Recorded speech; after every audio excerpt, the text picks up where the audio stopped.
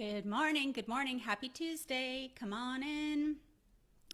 My camera set up here. Happy Tuesday, you guys. Come on in for today's training. I'm just going into the group like I always do to make sure you guys can hear me, can see me. As you're coming in, drop me a line. Let me know that you can hear me okay, that the audio is sounding good. And I'm just checking the group to make sure that I can see your comments as you're coming in for today's training. Okay, it looks good on this end. So welcome as you're coming in today for today's training. Drop me a comment. Let me know where you're watching from around the world. It's always so cool to see who's joining us. And I know our group is growing each and every week. We hit the 1,000 member mark in this group, which was such a cool milestone. I'm only now starting to think about running Facebook ads. So this group getting to 1,000 has been completely organic. And that's just been really, really cool and really fun to be able to meet you guys and, find out what you want to learn more about and then bring those topics to you in these weekly live trainings I do. So I thank you guys for being with me with this journey. Okay, so let me go in here. I want to make sure I can see your comments as I'm getting started for today. Okay, so we're going to get going here. My name is Betty Kempa, for those of you who haven't met me yet. I am a business coach for coaches, a marketing strategist, a LinkedIn expert, an IPEC graduate, for those of you familiar with IPEC. I'm a member of the Forbes Coaches Council and the founder of the Corporate to Six-Figure Coach Academy. So my specialty is helping what I call the corporate renegade ditch the 9-to-5 and repackage their genius into a six-figure coaching business using my signature methodology, the 5 C's of building a six-figure coaching business. As always, if you'd like support in building your coaching business, check out the link in the copy of this post. There is a link describing the program. There is a link for you to apply for a discovery call with me so that I can just learn more about you, your business challenges, your business goals. You can ask me any questions and we can see if you're a fit for the Corporate to Six-Figure Coach Academy. Okay, so again, as you're coming in here today, drop me a comment. Let me know where you're watching from. It's always cool to see who's watching with me each day. Okay, so today's topic, how to fit in time to build your coaching business while you're still at your corporate job, right? So that is the question, how to fit in time to build your coaching business while you're still at your corporate job. So this is really the ultimate, what I would say, catch-22. And if you're dealing with this, drop me a comment and let me know. Like, is this something that you're struggling with? Give me a yes. If you're watching the replay, is this something that you're struggling with balancing, fitting in time to build your coaching business while you're still at that corporate job? So, at the end of the day, most of the clients that I work with, and probably a lot of you guys as well, you're not quite ready to quit your corporate job today because you want to continue bringing in income from your 9-to-5 while you're building your coaching business. But then in lies the conundrum, right? Is how in the world do you fit in time into your busy schedule to build your coaching business while you're still at this, rather demanding corporate job? So today's training, that's what we're going to talk about. 3 key things I want you to get away from today's training. One is how to effectively time block so you can build your coaching business while you're still at your corporate job without burning out, right? So I want to talk about time blocking. 2, I want to talk about how to create boundaries and graciously say no to the things that do not support your dream of building a coaching business. I'll tell you what, you got to get really good at saying no in order to say yes to the things that really matter to you. So we're going to talk about that's the second topic. And then 3, we're going to talk about, I listed it as the 4 secrets to freeing up time in both your corporate job and your coaching business, but really it's 5. I'm throwing a bonus one in there. So those are the 3 topics I want to cover for today. So here's the deal.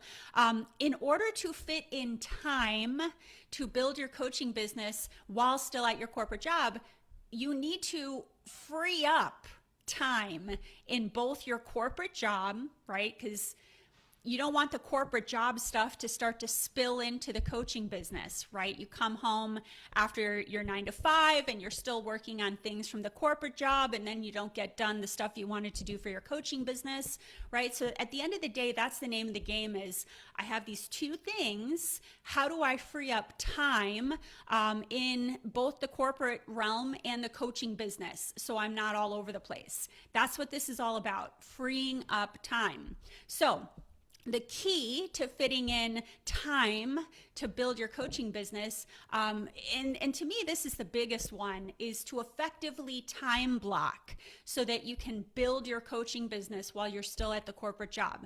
Time blocking, so drop me a comment if you know what time blocking is. You probably, most of you do, but it's okay if you don't. Drop me a comment if you know what time blocking is. Just say, yes. Yes to time blocking if you know what it is or if you've ever used it. For those of you not totally familiar, time blocking is the practice of planning out every moment of your day in advance and dedicating specific time blocks for certain tasks and responsibilities, right? Time blocking is the practice of planning out every moment of your day in advance and dedicating specific time blocks for certain tasks and responsibilities. So there's a great article on time blocking. It's called rescuetime.com. If you want to check that out later, rescuetime.com. And they have a great article on time blocking. But they talk about, the simple reason why time blocking works is that it is designed for focus, right? And that is really where we get derailed, is when we are all over the place. Time blocking is designed for focus. The human brain needs guardrails at work, right? Otherwise, the article that I'm referencing to you guys, they talk about Parkinson's law. Parkinson's law, this is interesting. And Parkinson's law is work expands so as to fill the time available for its completion. Work expands so as to fill the time available for its completion. So, when you're scheduling every minute of your day, you're not only guarding yourself against being distracted, but you're also multiplying your focus, right? So you can see I'm trying to build a case for you guys to time block everything. Focusing on one task at a time. And I like this statistic that I read, I thought was very powerful. Focusing on one task at a time can make you up to 80% more productive than splitting your attention across multiple tasks. That is a crazy powerful statistic. Again, I got it from that article that I was referencing to you guys. Also, there's this book called Deep Work, and drop me a comment if you've ever read Deep Work before. It's by Cal Newport. I love this stuff. I think it's so interesting. So Cal says, sometimes people ask why I bother with such a detailed level of planning. My answer is simple. It generates a massive amount of productivity. A 40-hour time-blocked work week, I estimate, produces the same amount of output as a 60-plus hour work week pursued without structure. I don't know why I get so excited about this, but it's because it's freeing up time, right? So it's really, really important that you time block. I'll give you an example of this. Email, right? Email can derail you, whether it's email in your corporate job or email for your coaching business. If you live and die by your inbox, that could suck up your whole day, right? So a great example of using time block with something like email that is a time sucker is having a dedicated time to look at your email on your schedule. So you're time blocking, this is the time of day where I'm going to open emails and respond, right? So that when you're done with that time block, you can close out your inbox. Close it out and move on to the next task. And also batching your email into burst so that, you're not emailing all day. You're in that time block for email, you're going through your inbox, you're doing a burst of responses, and then you're closing out your inbox and moving on, right? So, and you know, in the corporate job, right, that might be multiple times throughout the day, maybe the morning, the afternoon, and the evening, getting into your email. But here's what I want to impart to you guys when it comes to time blocking. This is why I get so excited about this. To-do list, and listen, we all have to-do list, right? I have a to-do list, but to-do list really mean nothing. And whether that's a to-do list at your corporate job or whether that's a to-do list for building your coaching business, they don't mean anything unless it's in the calendar, right? If it's not in the calendar, it isn't real. If it isn't in the calendar, it isn't real. So every task that's on your to-do list for either your corporate job or your coaching business, you gotta get it time blocked into your calendar. Otherwise, as you guys know, it's just a never-ending to-do list, right? It never stops, right? It just rotates in and out. So that's your first action item.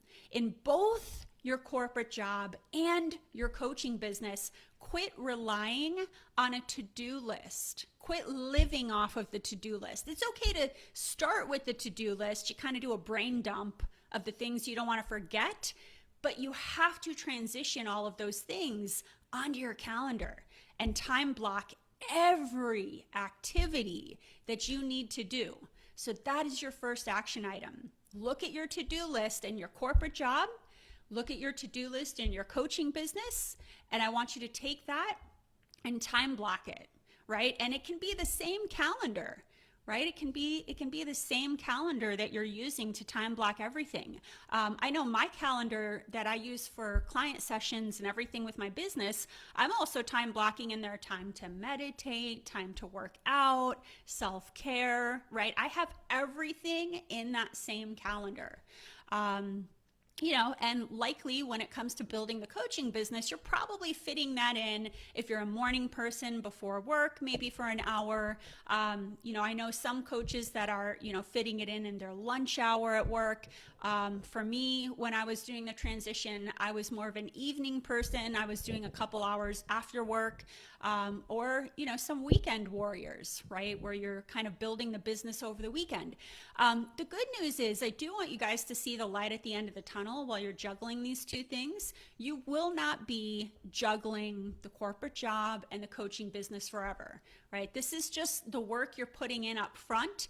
I will tell you guys today, you know, I work with clients Tuesday through Thursday. I work with clients Tuesday through Thursday.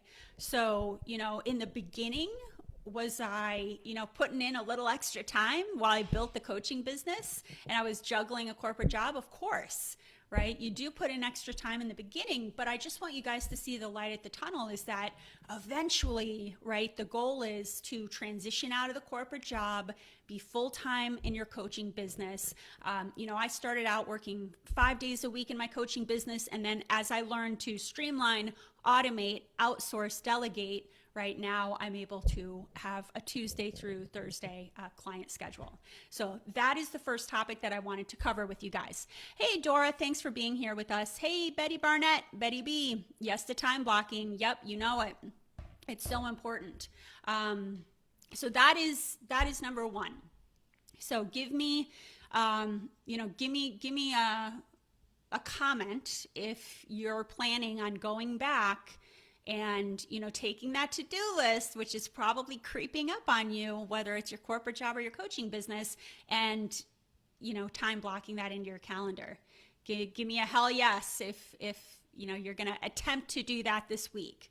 You know, it's a habit you have to get into. It's very easy to just throw things on a to-do list, isn't it? It's easy to just, but then the day gets away from you. So, you know, at the end of each day or maybe in the beginning of each morning, make sure that you're transferring all those to-dos into your calendar. The second topic I wanted to talk to you guys about, and this kind of goes hand in hand with time blocking, you know, what I was saying, the 4 secrets to freeing up time in both your corporate job and your coaching business. And I said 4 secrets. I think it's really more like 5. So I'm talking about delegating, outsourcing, automating, eliminating, And then the bonus is streamlining. Streamlining. So what I recommend you guys do in both your corporate job and your coaching business, if you're juggling both, is do an audit of how you are spending your time. Man, is this powerful. You know, this analogy I worked with a health coach before, and she had me start to input everything I was putting into my mouth into an app, right? There was a fitness app or a nutrition app, and I had to, you know, input in there everything I was putting into my mouth. And once you start doing that, you're like, oh, that's what's really going on here. It's the same idea with auditing the way that you spend your time. A very, very interesting exercise. So what you want to do is make a list of every single itty bitty thing that you worked on for an entire week. So you can, you know, start today, Tuesday. I just want you to be cognizant for a week. Keep an ongoing list. Okay, I spent, you know, 40 minutes in email, 20 minutes, you know, I answered a phone call, 10 minutes, you know, keep that ongoing list of how you're spending your time. We're going to do a time audit. And I want you to do that in both your corporate job and your coaching business. So keep track of both of those time audits. Then at the end of the week, I mean, you could do this for the day as well, to be honest. You could do it for, I like to do it for a week because, you know, every day is kind of different. But I want you to go back to that list of how you actually, not what you're planning on spending your time, but this is a reflective list. At the end of the day, you go back and you're like, oh, this is how I actually spent my time. Whether or not I'm happy with that or proud of that, this is how I actually spent my time. So do that audit of your time. Go back to the list, and I want you to write a letter next to each task that you actually spent time doing, right? So here are the letters you're going to write. We're going to go back to the delegate, outsource, automate, eliminate, and streamline, right? I'm throwing in a fifth. So you're going to write one of those 5 letters. Now, some of these you're not going to be able to, right? Some of these tasks are only for you. You have to do it. It's your job at your current corporate role, or in your coaching business, you have to show up as the CEO. This is a task for you. But I would venture to say that there's probably a lot of tasks that you've got going on that you could potentially delegate, outsource, automate, eliminate, or streamline.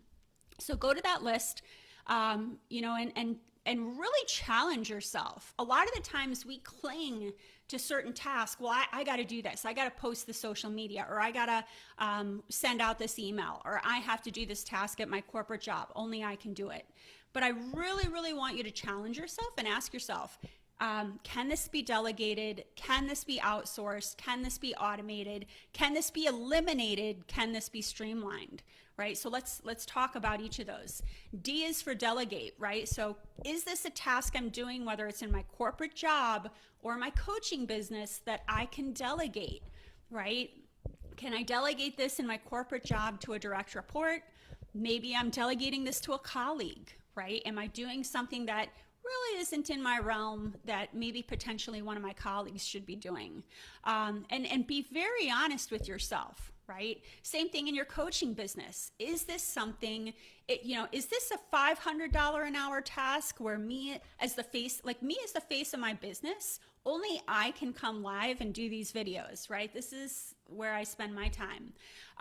But if something's a $15 an hour task, right, an ops and admin task, you got to ask yourself in your coaching business, is this something I could delegate to a virtual assistant or an intern, right?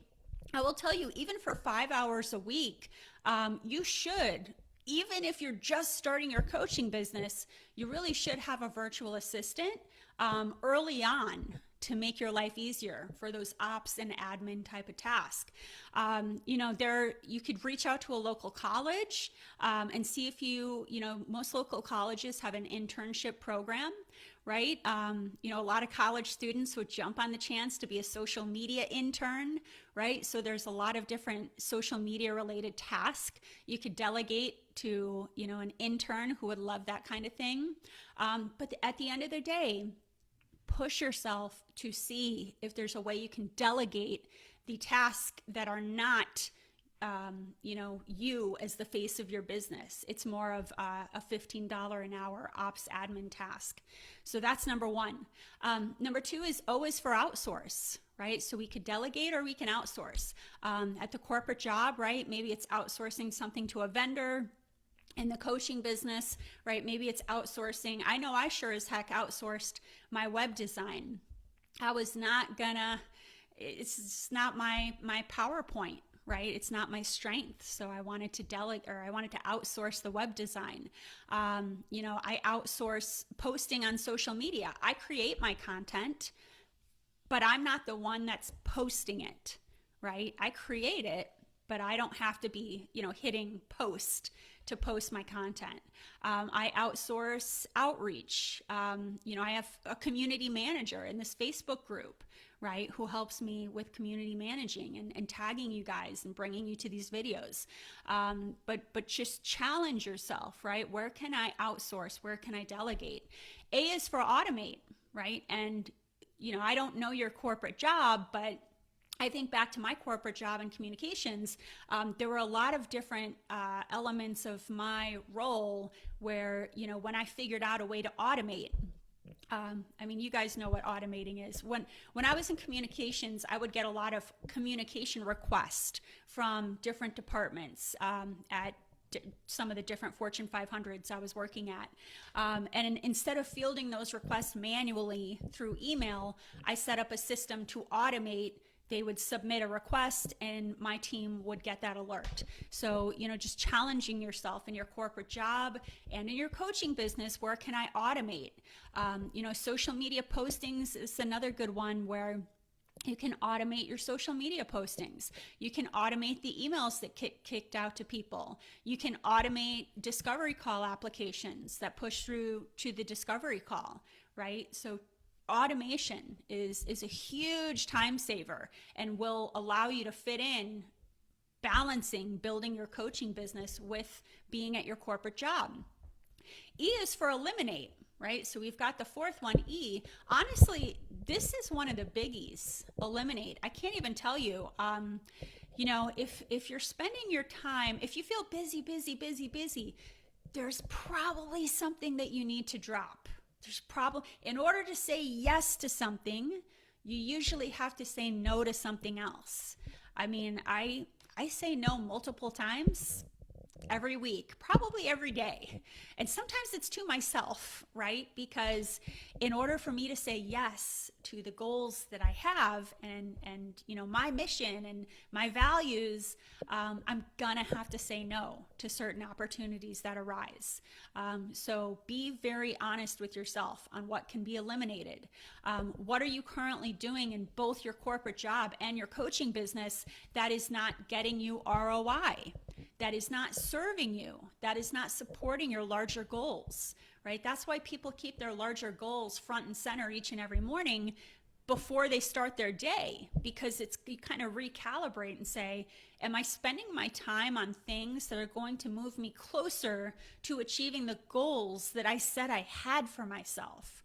Right? That's why we keep our goals front and center. And this is a big one I help my clients with, right?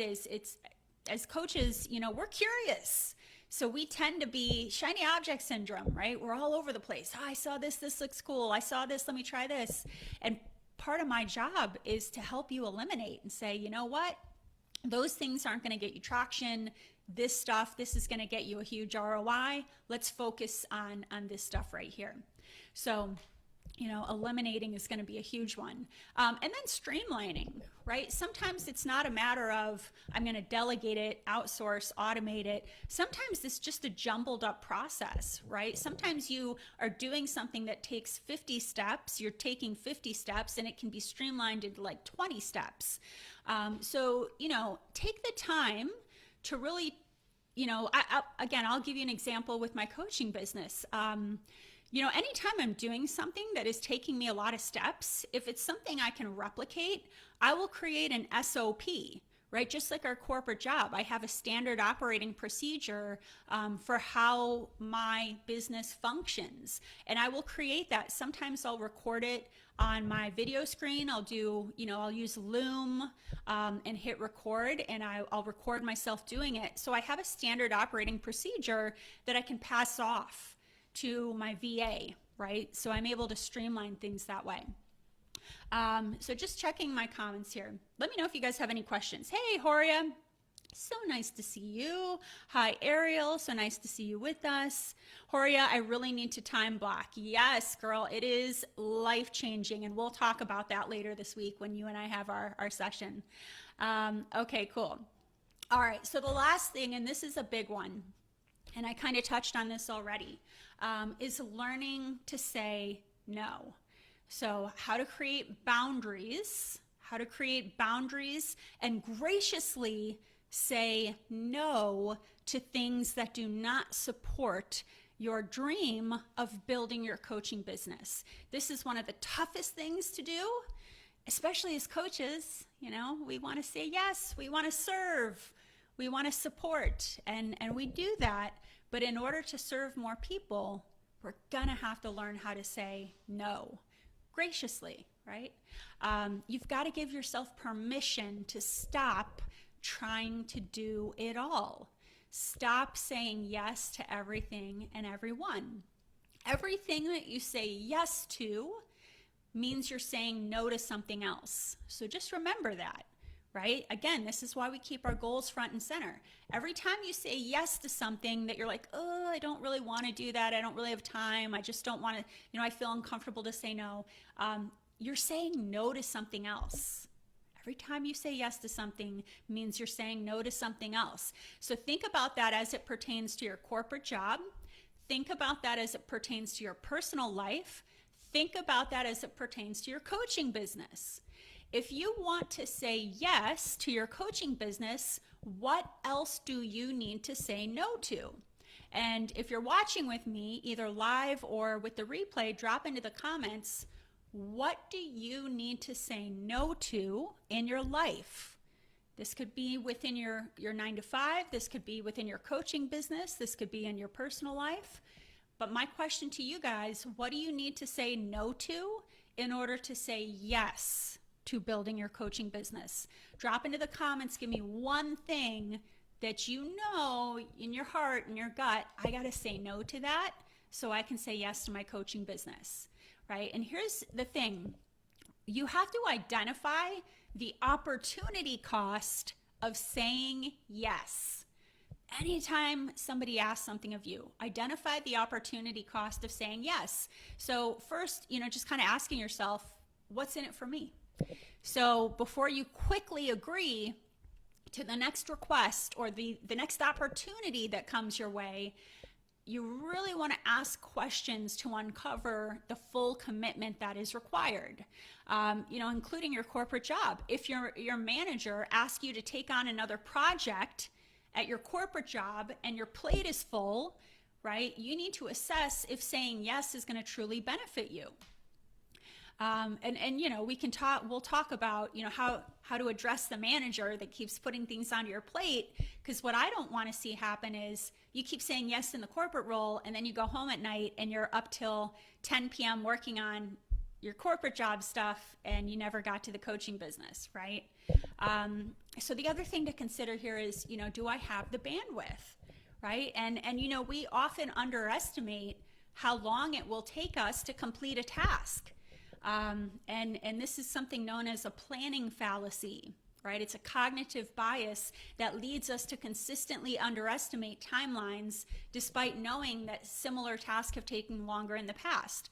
So we tend, what I would say is at a buffer of about 20% of whatever you think the time is that it'll take you to complete a task, you probably want to add about 20%.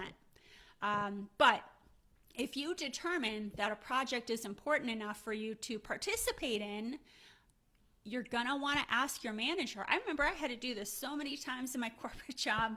I would ask my manager, if some of my other priorities can be juggled or offloaded to accommodate the time that will be needed to complete the request of my manager, right? I'm not going to just say yes, yes, yes, and then be up till midnight every night doing whatever my manager put on my plate. I'm going to say, okay, how can we offload, some of these other things on my plate, or how can we push back these deadlines so that I can accommodate the new priority that you're asking me to focus on, right? It's kind of like, yes, I'll do this, and let's talk about how to recalibrate everything else on my plate. But you have to really ask yourself every time you say yes to something, what will I have to give up to take this on? There is always an opportunity cost, right? In your corporate job, you need to be asking yourself, am I the only person that can do this? Will this project move me closer to achieving my top priorities and longer term goals? And if I don't do this, will it matter in a week, a month, or a year from now?